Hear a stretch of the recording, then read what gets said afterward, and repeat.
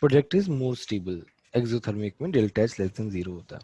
अभी होता क्या है ना, ये हम ग्राफ बना रहे हैं potential energy versus progress of reaction, reaction कैसे कैसे जा रही है, ठीक है। तो उसमें ऐसा है कि लेट्स से तुम्हारी रिएक्शन है A plus B converting into A B. अब देखो इस रिएक्शन में क्या हो रहा है कि इस रिएक्शन में डेल्टा एच लेस देन 0 है। तो हमने बोला कि रिएक्शन तब होती है जब एक्टिवेशन एनर्जी दे दे, minimum kinetic energy should be there for the reaction to happen, right. कि मॉलिक्यूल्स के पास में मिनिमम काइनेटिक एनर्जी होनी चाहिए। तो मैंने क्या एक मिनिमम काइनेटिक एनर्जी दे दी ए प्लस बी को, एक्टिवेशन एनर्जी दे दिया। बट जो काइनेटिक एनर्जी मैंने दी है, तो अब वो कोलाइड कर गए। अब कोलाइड करने के बाद थोड़ी ना प्रोडक्ट एकदम से बन जाता है। कोलाइड होने के बाद उनके बॉन्ड क्या होंगे, आपस में जुड़ेंगे, फिर वो उधर जाएंगे प्रोडक्ट्स में। तो देयर इज अ प्रोसेस, है ना। Not only kinetic energy is there, but there is a whole process. So for that process वो काइनेटिक एनर्जी जो है वो पोटेंशियल एनर्जी में कन्वर्ट हो जाती है। जो काइनेटिक एनर्जी जो है, अब कोलाइड कर गए, कोलाइड करने के बाद अब एनर्जी तो है ही ना, इसलिए एनर्जी वैनिश हो जाएगी, एनर्जी हाँ है। अब वो एनर्जी जो हाँ है, अब देखो आपस में कोलाइड हो गए, तो अब काइनेटिक एनर्जी का क्या काम है, कोई काम नहीं है। काइनेटिक एनर्जी का क्या काम है, जस्ट टू कोलाइड। अब कोलिजन हो गया तो ना काइनेटिक एनर्जी का कोई लेना देना नहीं है। तो काइनेटिक एनर्जी जो बची है वो क्या हो जाएगी, पोटेंशियल एनर्जी में कन्वर्ट हो जाएगी। सारी नहीं होगी मतलब। सारी हो जाएगी ऑलमोस्ट, बोल सकते हो। तो पोटेंशियल एनर्जी में कन्वर्ट हो जाएगी। तो देखो यहाँ पे हम ग्राफ बना रहे हैं पोटेंशियल एनर्जी का, कि पहले तो क्या होगा भाई, मॉलिक्यूल्स आपस में, कम होगा। सॉरी एनर्जी जो है वो बढ़ेगी पहले, क्योंकि मॉलिक्यूल्स के होंगे आपस में अपने खुद के जो रिएक्टेंट मॉलिक्यूल्स अपने बॉन्ड तोड़ रहे होंगे, जो भी प्रोसेस चल रहा होगा, तो पहले क्या होगा, एनर्जी इंक्रीज होगा। फिर एक पॉइंट आएगा जब एनर्जी मैक्सिमम होगा। हम्म, उस मैक्सिमम पे क्या होता है, ट्रांजिशन स्टेट बनती है। ट्रांजिशन स्टेट क्या होती है, जैसे ए और बी आपस में जुड़ रहे हैं यहाँ पे, तो मतलब ए और बी हाँ के बीच में बॉन्ड बन रहा है, इसे बोलते हैं ट्रांजिशन स्टेट। ओके। तो ट्रांजिशन स्टेट बनेगी, वो कहाँ पे बनती है, वो पीक पे बनती है। यहाँ पे क्या होता है, ट्रांजिशन स्टेट बनती है। फिर जैसे ट्रांजिशन स्टेट बनती है, अब प्रोडक्ट बनने लगता है, प्रोडक्ट बनने लगेगा तो एनर्जी क्या हो जाएगी, कम होती जाएगी, कम होती जा रही है। अब फाइनल एनर्जी क्या है, कम है। तो हम क्या करते हैं, ये तो क्या है, हाँ। मेरा रिएक्टेंट का पार्ट है, हम्म, और प्रोडक्ट जो है उसका एनर्जी कम है, तो यहाँ पे ए बी बन गया प्रोडक्ट, यहाँ पे रिएक्टेंट। हमारा ग्राफ जो है इस तरीके से आएगा।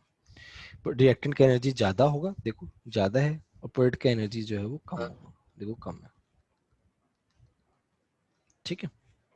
अब क्या है, हम्म, ये मेरी ट्रांजिशन स्टेट, यहाँ पे क्या बन रहा है, ए और बी के बीच में बॉन्ड बन रहा है। अब ये वाला जो पार्ट है, मतलब वहां पे बॉन्ड बनना चालू होता है या खत्म हो जाता है? बनना मतलब बेसिकली जैसे ए और बी पास पास में आते, बॉन्ड बनना चालू हुआ है। अच्छा। तो यहाँ से यहाँ तक जो है, ये जो एनर्जी है ये क्या होती है, एक्टिवेशन एनर्जी, फॉरवर्ड डायरेक्शन हम्म, के लिए। एफ मतलब forward, hmm, activation energy for forward direction, ठीक है। अभी क्या है, हम्म, जैसे ही यहाँ पे ये आ गया ए बी, अब क्या है, एक छोटा सा पुश चाहिए इसको। जैसे यहाँ पे हम इसकी बात करें, यहाँ पे एक बॉल है, इस बॉल को मैं थोड़ा सा पुश कर दूं तो नीचे अपने आप चला जाएगा। हाँ। तो वैसे ही एक बार ट्रांजिशन स्टेट पे पहुंच गया, उसके बाद दे हम्म। नीड ए स्मॉल पुश, थोड़ा सा पुश चाहिए होता है और फिर वो चला जाता है, ठीक है। तो वैसे ही है, वो कुछ मतलब एनर्जी चाहिए होता हल्का सा एनर्जी चाहिए होता है और फिर वो कन्वर्ट हो जाता है। तुम्हारा ट्रांजिशन स्टेट में आ गया, इसका मतलब है कि तुम्हारा काम हो गया। अब वो प्रोडक्ट अपने आप बन जाएगा, हल्का सा एनर्जी चाहिए होगा बस। अब देखो यहाँ पे एक और पार्ट है, ये तो एनर्जी फॉरवर्ड की हो गई, यहां से यहां तक जो है ये एनर्जी किसकी होगी, बैकवर्ड डायरेक्शन के लिए। एक्टिवेशन एनर्जी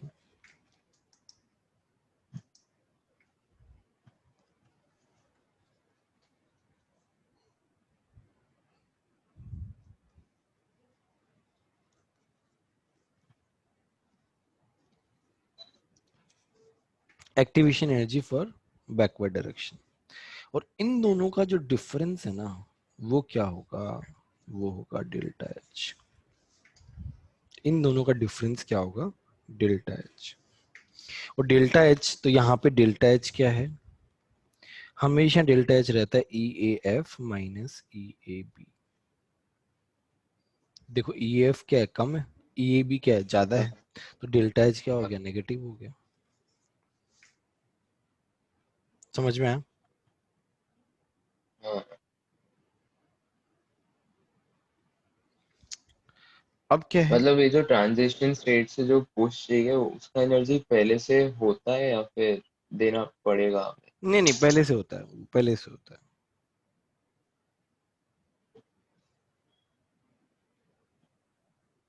तो हम लोग अगर कोई मैच स्टिक या फिर कुछ लाइट करे तो फिर वो वाला पुश सिमिलर है ऐसा? अब वो तुम किस सेंस में बोल रहे हो, मैस्टिक वाला वो तो खैर अलग है। मतलब पुश कहने का मतलब है केमिस्ट्री के टर्म्स में थोड़ा सा एनर्जी चाहिए होता है, ट्रांजिशन स्टेट तक पहुंच गया तो मतलब वो आगे अपने आप जा सकता है, इतना वो अपने आप से वो उतना एनर्जी वो ले सकता है कि वो आगे चला जाए। ऐसा नहीं है कि ट्रांजिशन स्टेट पे जाके रुक जाएगा, ट्रांजिशन स्टेट पे पहुंच गया तो मतलब प्रोडक्ट जो है वो बन जाना चाहिए। मतलब वो जो खुद जो एनर्जी निकालेगा उसमें से थोड़ा खुद मिलेगा। हाँ मतलब ऐसा बोल सकते हो तुम। तो अभी क्या है, यहाँ पे ये यहाँ से यहाँ तक का जो एनर्जी है टोटल, हम्म इस एनर्जी को हम बोलते हैं थ्रेशोल्ड एनर्जी।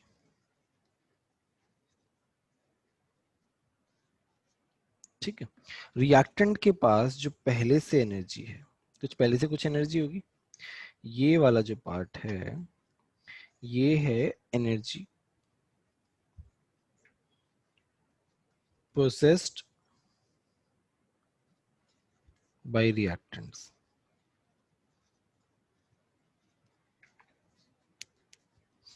ठीक है, तो थ्रेशोल्ड एनर्जी जो है वो टोटल एनर्जी होती है रिएक्टेंट के पास जो पहले से थी और एक्टिवेशन एनर्जी जो मिली।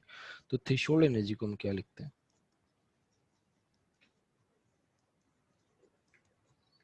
वो होती है activation energy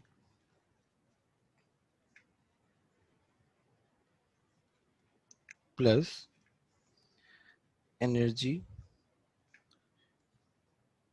processed by reactant. ठीक है, ये रहती है threshold energy, as a statement वगैरह में आ सकता है। ठीक है, समझ में आया। हम्म दूसरा है एंडोथर्मिक। एंडोथर्मिक में डेल्टा एच क्या होता है, ग्रेटर देन जीरो, प्रोडक्ट जो है वो थोड़ा अनस्टेबल होता है। उसमें ग्राफ कैसा बनता है वो देखते हैं। हमारे पास ऐसा है, तो जैसे उसमें यहाँ पे मैं इसको बता रहा हूँ ए बी से ए प्लस बी बन रहा है, तो यहाँ पे क्या होगा, इसका एनर्जी कम होगा और फाइनल एनर्जी जो है वो ज़्यादा होगा। हम्म ये ऐसा होगा। ठीक है, तो यहाँ पे मेरा ए बी है, यहाँ पे है ए प्लस बी, तो ये मेरा क्या है ई ए एफ फॉरवर्ड के लिए। ठीक है, हम्म हम्म और ये मेरा क्या है ई ए बी बैकवर्ड के लिए। ठीक है, हम्म तो यहाँ पे मेरा डेल्टा एच क्या हो जाएगा, ई ए एफ जो ज्यादा है ई ए बी। समझ में आया। हम्म हम्म, हम्म। सिंपल। हम्म,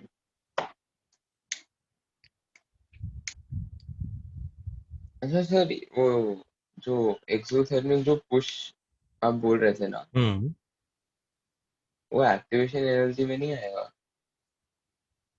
एक्टिवेशन एनर्जी तो पीक पे पहुंचा दिया ना, एक्टिवेशन एनर्जी ने पीक पे पहुंचा दिया। एक मिनट रुको ना। हम्म,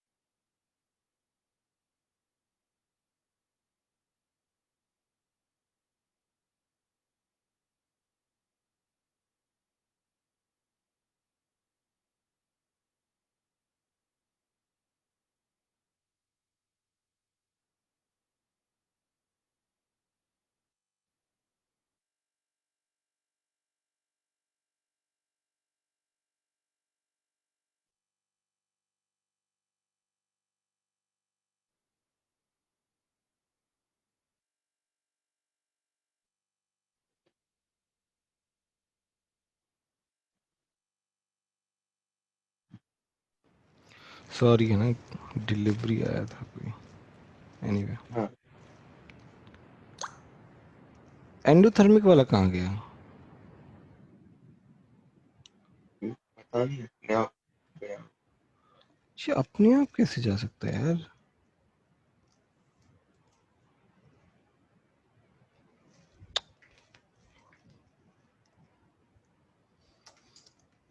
हम्म, अच्छा आ गया अपने आप ही। वाह, अच्छा अपने आप ही आ रहा है।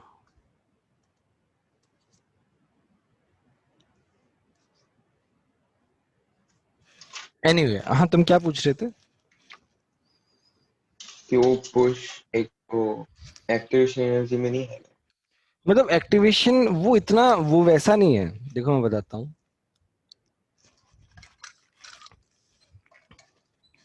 वो तो हल्का सा पुश पुश चाहिए होता है। जैसे मान लो तुमने यहाँ पे बॉल रख दिया, ठीक है। हम्म, अब क्या बॉल रख दिया, तो अब ऐसा तो है ना कि बॉल यहीं पे रहेगी। बॉल हम्म, इधर जा सकती है या फिर इधर जा सकती है, दो ही रास्ते हैं, है ना। हम्म, बट अगर तुम थोड़ा सा इस साइड कर दो, हल्का सा, तो वो इसी साइड जाएगी। तो एक्टिवेशन एनर्जी वो इस साइड पहुंचा देता है कि वो अपने आप नीचे चली जाए। हम्म, वैसा रहता है।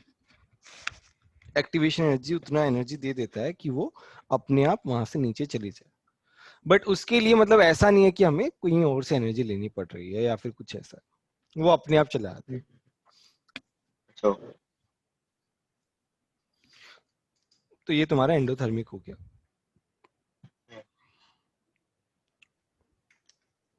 अब जो है मैं कॉम्प्लेक्स रिएक्शन की बात करता हूँ। ये तो मेरा सिंगल स्टेप रिएक्शन था। Now let's talk about complex reaction.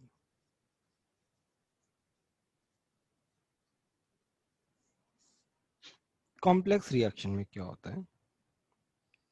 Step one जो है, दैट इज स्टेप वन, वो रहता है ए जो है वो बी में जा रहा है।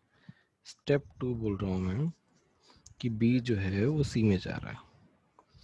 टोटल मेरा बन रहा है ए टू सी, हम्म, ठीक है। हम्म, स्टेप वन में क्या हो रहा है?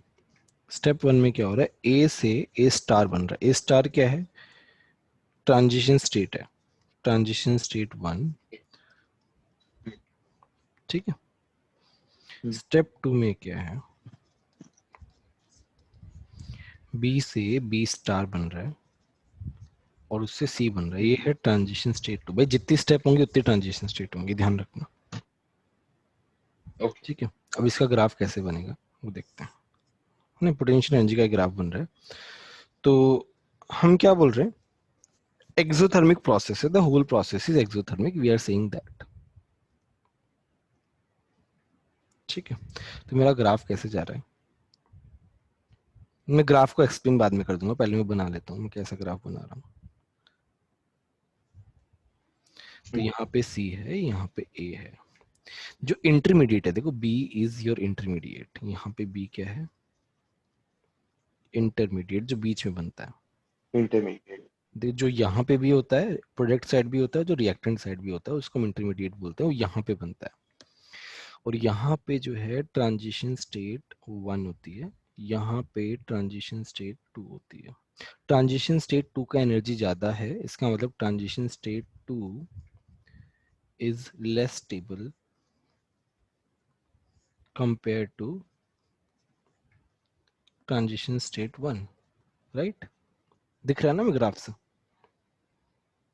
बोलो हाँ। दिख रहा है कि नहीं दिख रहा? हम्म। ठीक है, इस तरीके से ग्राफ आता है तुम्हारा। अगर 2 स्टेप होते हैं तो इस तरीके से ग्राफ आता है। देखो ना, ए जो है टोटल एक्सोथर्मिक है, तो सी का एनर्जी क्या है, कम है। हम्म। ठीक है, तो ये बन गया एक्सोथर्मिक के लिए। इसी तरीके से एंडोथर्मिक का भी बना सकते हैं हम, एंडोथर्मिक का बनाना चाहें तो एंडोथर्मिक का भी बना सकते हैं। जो ट्रांजिशन स्टेट है वो पीक पॉइंट है मतलब। हाँ, वो हमेशा पीक पॉइंट रहेगा ट्रांजिशन स्टेट।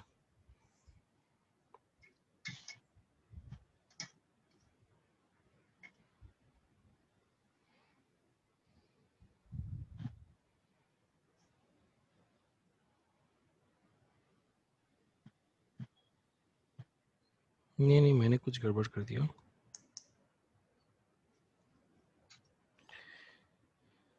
वर्ड का एनर्जी ज्यादा होगा ना। हाँ। इस तरीके से। तो यहाँ पे क्या है, ये एंडोथर्मिक के लिए इस तरीके से ग्राफ आएगा, यहाँ पे ए है, यहाँ पे सी है, यहाँ पे बी है। अच्छा, अभी देखो इसका क्या मतलब है कि स्टेप 2 जो है वो स्लो स्टेप है। स्टेप 2 क्या है, मैं यहाँ पे क्या लिख रहा हूँ, स्लो स्टेप है। स्लो स्टेप है, इसका मतलब ये क्या है, आरडीएस है। आरडीएस। तो स्टेप 2 देखो ना, स्टेप 2 में इसीलिए वो ऊपर जा रहा है, देखो इसीलिए जो है वो ऊपर जा रहा है। ऊपर जाने का क्या मतलब है, उसे टाइम जो है वो ज्यादा लग रहा है। ये प्रोग्रेस ऑफ रिएक्शन है, ये मेरा पोटेंशियल एनर्जी है। इसका मतलब क्या है, स्टेप 2 होने के लिए तुम्हें ज्यादा टाइम लग रहा है, बेसिकली टाइम। ज्यादा एनर्जी देनी पड़ रही है, ज्यादा टाइम लग रहा है। इसका मतलब वो स्टेप क्या है, स्लो है। और यहाँ पे एंडोथर्मिक में क्या है, ये क्या है, मेरा ट्रांजिशन स्टेट 1 है, ये ट्रांजिशन स्टेट 2 है। यहाँ पे स्टेप 1 क्या है, आरडीएस है, क्योंकि उसे ज्यादा टाइम लग रहा है। ठीक है, ये अब ऐसा जरूरी नहीं है कि स्टेप 1 आरडीएस एंडोथर्मिक में होता है, ये तो मैंने एग्जांपल के तौर पे बताया। हो सकता है ट्रांजिशन स्टेट 2 में हो, जिसका 2 स्टेप है और जिसका ट्रांजिशन स्टेट का पीक ऊपर आ रहा है, तो वो आरडीएस हो जाता है, क्योंकि उसमें टाइम ज्यादा लग रहा है, इसलिए। समझ में आया? हाँ। ठीक है, ये तो हमारा हो गया पोटेंशियल एनर्जी वाला, पोटेंशियल एनर्जी बैरियर। ये जो एंडोथर्मिक का वो ग्राफ बनाया था उसमें बी2सी एक्सोथर्मिक है। अब वो तुम ऐसे बोल सकते हो, बट हम तो ओवरऑल एंडोथर्मिक की बात कर रहे हैं। इंडिविजुअल देखना चाहो तो वो साफ दिख रहा है, उसमें बताने की जरूरत नहीं है ऐसे। भाई एक स्टेप, 2 स्टेप है, हो सकता है एक -40 हो और एक +50 हो, तो ओवरऑल तो +10 हो गया ना। हाँ हाँ। वैसा तो हो ही सकता है, वो तो तुम देख के बता ही सकते हो कभी भी। हम्म। नेक्स्ट आता है इफेक्ट ऑफ टेम्परेचर, कैसे होता है, ग्राफ से देखते हैं हम effect of temperature. Effect of temperature में क्या है,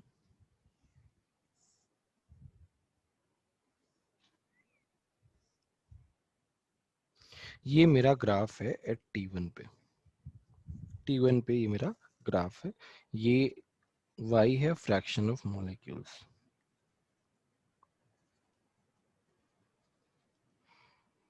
ये मेरा है काइनेटिक एनर्जी। ठीक है, अभी क्या है कि यहाँ पे मेरा ये है, ये मतलब मिनिमम काइनेटिक एनर्जी। तो यहाँ पे इतना, यहाँ से ये स्टार्ट होता है। इसका मतलब इतने फ्रैक्शन ऑफ मॉलिक्यूल्स जो हैं वो क्या होंगे, वो प्रोडक्ट्स में जाएंगे। फ्रैक्शन ऑफ मॉलिक्यूल्स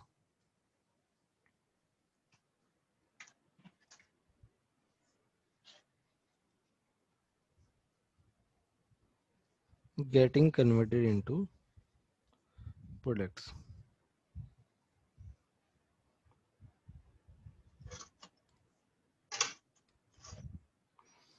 दूसरा है टेम्परेचर बढ़ा दिया तो ग्राफ क्या हो जाएगा, थोड़ा आगे शिफ्ट हो जाता है। ग्राफ जो है वो आगे शिफ्ट हो जाता है। देखो ना यहाँ पे ग्राफ जो है वो आगे शिफ्ट हो, उनकी काइनेटिक एनर्जी जो है वो बढ़ जाती है, तो ग्राफ आगे शिफ्ट हो जाता है। अब ये से आगे वाले जो मॉलिक्यूल्स हैं वो क्या होंगे, बढ़ गए। तो ये मेरा T2 है, T2 ग्रेटर देन T1 है। तो हमारा क्या है, फ्रैक्शन ऑफ मॉलिक्यूल्स जो प्रोडक्ट में कन्वर्ट होने वाले। देखो पहले क्या था, पहले मेरा ग्राफ का एरिया जो था वो कम था, तो फ्रैक्शन ऑफ मॉलिक्यूल्स कम थे। अभी टेम्परेचर बढ़ गया, ग्राफ का एरिया बढ़ गया, तो फ्रैक्शन ऑफ मॉलिक्यूल्स ज्यादा हो गए जो प्रोडक्ट्स में कन्वर्ट हो रहे हैं। तो यहाँ पे मैं लिख रहा हूँ, if temperature is increased, fraction of molecules getting converted into products will get increased, will get increased। वो भी बढ़ जाएगा फ्रैक्शन ऑफ मॉलिक्यूल्स। ठीक है, दस तुम्हारा रेट क्या होगा, this rate will be faster. सब बोल सकते हैं इफेक्ट ऑफ टेम्परेचर में।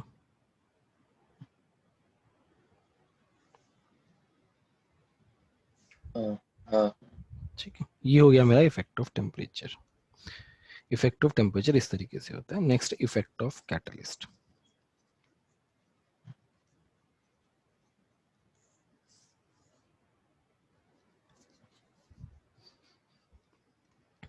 लेकिन उसमें ज्यादा टाइम भी तो लगा होगा ना। नहीं नहीं, तुम्हारा ग्राफ जो है वो शिफ्ट हो गया, देखो ना।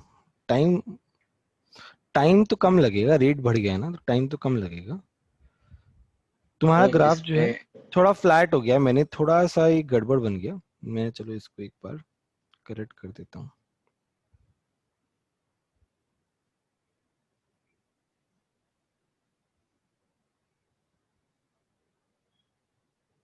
एकदम एक्यूरेट ग्राफ आना थोड़ा सा मुश्किल है। ये ऐसे जाता है, ऐसे ऐसे ऐसे ऐसे जाता है, थोड़ा सा नीचे हो जाता है पीक और फ्लैट हो जाता है कर्व, जैसे काइनेटिक एनर्जी ऑफ गैसेस। अच्छा तुमने तो 11th में पढ़ा है, वहां पे भी इसी तरीके से कुछ होता है।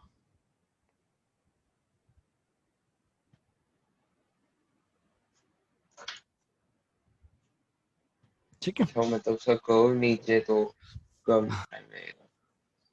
हाँ मतलब ऐसा नहीं है।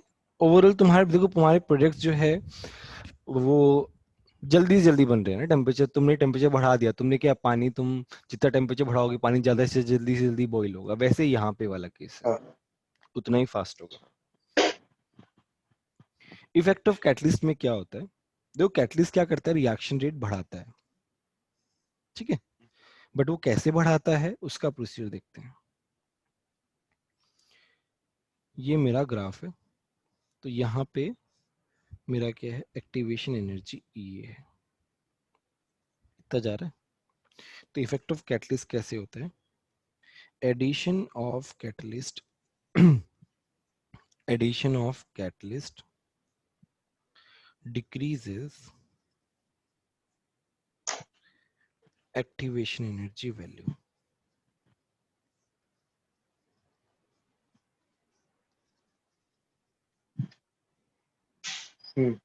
Thus अब एक्टिवेशन एनर्जी कम हो गया तो रेट बढ़ जाएगा ना. तो रेट कैसे बढ़ेगा? अभी क्या है, एक्टिवेशन एनर्जी कम हो गया, तो ये मेरा एक्टिवेशन एनर्जी नया है ई ए डैश. तो यहाँ पे ई ए डैश क्या है? Activation energy after the addition of catalyst. अब मेरा ग्राफ में ये ऐड हो गया, तो मतलब फ्रैक्शन ऑफ मॉलिक्यूल ज्यादा हो गया. फ्रैक्शन ऑफ मॉलिक्यूल ज्यादा हो गया तो रेट क्या हो गया? ज्यादा हो गया. समझ में आया? ये हो गया इफेक्ट ऑफ कैटलिस्ट. नेक्स्ट है temperature coefficient.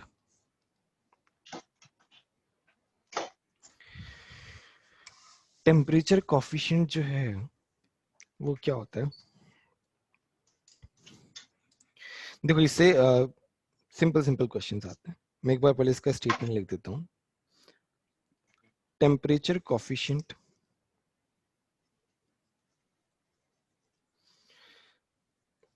of a chemical reaction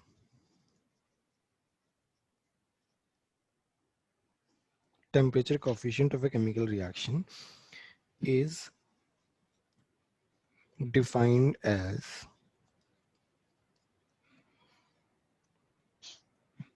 ratio of rate constant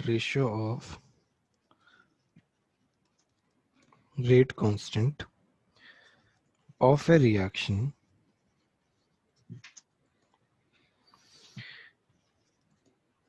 at two temperature difference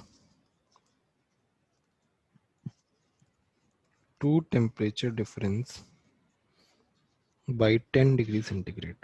तो मतलब क्या होता है, 10 डिग्री सेंटीग्रेड अगर तुम बढ़ाते हो ना तो तुम्हारा जो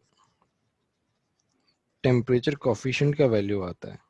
टेम्परेचर कॉफिशिएंट क्या होता है? रेशियो होता है. तुमने 10 डिग्री बढ़ाया, पहले 10 डिग्री, तो दोनों का रेशियो ले लिया, वो जो है वो 2 to 3 लाई करता है. जनरली हम जो है वो 2 वाला वैल्यू लेते हैं, बट वो 2 to 3 लाई करता है. टेम्परेचर कॉफिशिएंट क्या होता है? Ratio of rate constant at two different temperatures difference by 10 degree. तो वो 2 के बराबर आता है.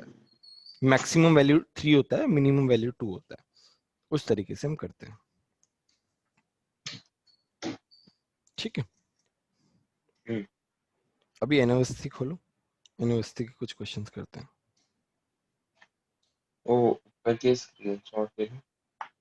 मैं पीडीएफ भेज दूंगा, डोंट वरी ना. क्या स्क्रीनशॉट करोगे? पूरा पीडीएफ भेज दूंगा मैं उसके बाद, कोई दिक्कत नहीं है.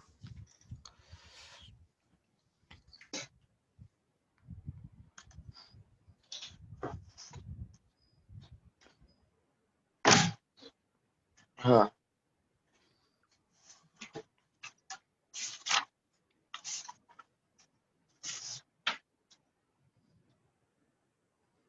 एक मिनट में देख लेता हूँ. Na का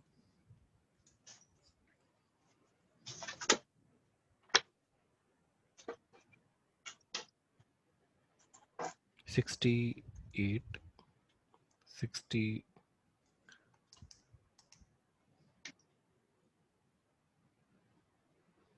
70 कौन 71 से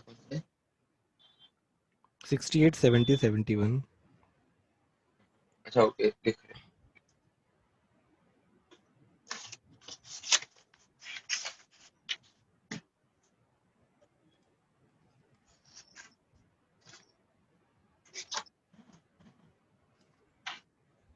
ये 5 क्वेश्चन करो फटाफट.